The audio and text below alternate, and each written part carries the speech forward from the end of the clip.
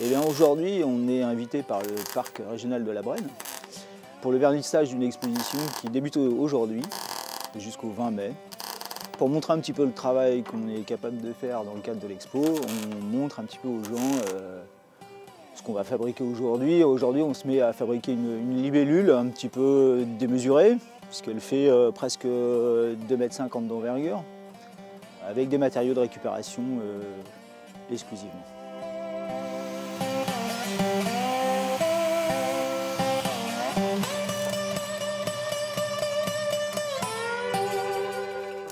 J'ai commencé tout seul. François et sa compagne côtoyaient le terrier, le lieu de production. D'abord en premier lieu en tant que client, et puis on a vite sympathisé, on est vite devenus potes. François, lui, il était régisseur pour les Baudins à l'époque. Et pendant le Covid, justement, le fameux Covid, il m'a proposé un coup de paluche. Et c'est parti sur un espèce de petit défi comme ça, rigolo, et c'est devenu complètement naturel. On a bossé ensemble comme ça, de façon complètement fluide. Il n'y a pas eu de calcul, il n'y a pas de truc, voilà, ça s'est passé de façon plutôt chouette, quoi.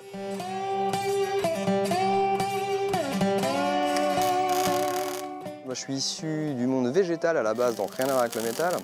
Sauf que quand on travaille le végétal, on est amené à faire des grandes structures, des grands décors. J'ai travaillé à Chaumont-sur-Loire, où j'étais formateur aussi dans une école privée, où on arrive gentiment à travailler le métal et vraiment à se passionner pour ce matériau et partir sur carrément autre chose.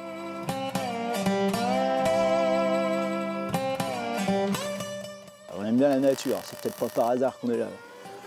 Et puis ce qui est intéressant avec le monde animalier, c'est qu'on est avec notre matière qui est un petit peu, on pourrait dire froide, un peu difficile à travailler. On essaye, nous, de trouver le mouvement, de faire prendre vie à nos sculptures, faire prendre vie à du métal qui va être voué à être détruit, en fait.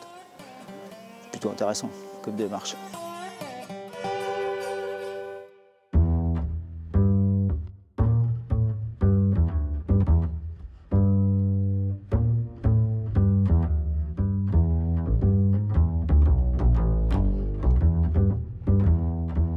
L'animal, c'est la clé, et ça n'a jamais été autant la clé. On est dans une période où il y a un effondrement de la diversité qui est incroyable. Nous, travailler ça nous tient à cœur, par déjà le sourçage des produits et par l'univers animalier qui est sans fin, en fait. Chaque animal a sa petite touche, sa petite expression, et puis ça balance aussi un petit discours. On a envie de défendre cette cause.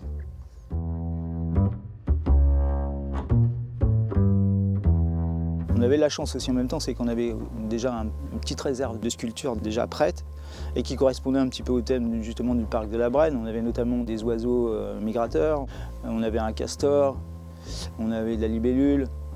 Et puis ensuite, ils ont voulu aussi un petit peu sortir du thème et rester dans le monde animalier, mais faire un petit parallèle avec les évolutions écologiques.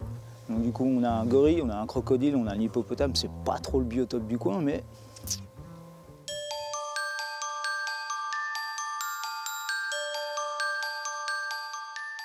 c'est la tête qui va donner le tempo en fait, de chaque fois de l'animal.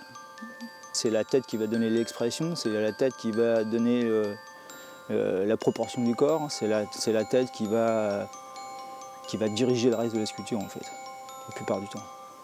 On va pouvoir faire 15 chouettes, 20 chouettes, 15 libellules, il n'y en a pas une différente.